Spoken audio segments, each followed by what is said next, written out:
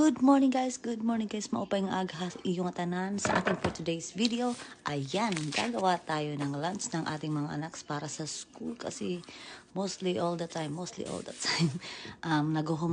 lunch lang sila guys. So meron tayong maninipis na hiwa ng baka, then small potatoes. Isusuti lang natin yan with olive oil, salt and pepper. Tapos yung baka ganon din guys, suti lang sa butter, then lalagyan natin siya ng ground onion and ground garlic. Tsaka meron din siyang toyo, then water, at tsaka oyster sauce. So, simmer lang siya ng mga 5 to 10 minutes. Depende sa inyo din. Salt and pepper nga pala. Then, takpan lang. Ayan. Tapos, buksan ulit. Sinimmer ko lang yun siya, guys. Mga 5 to 10 minutes yata yun. Andyan. Tapos, nagising na si Baba. Andyan na siya. Morning, Baba. Sabi niya, hala, soy Dora.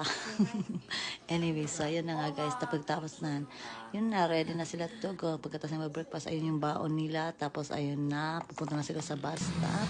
Yun lang guys. Thank you so much for watching. See you in my next vlog. Bye!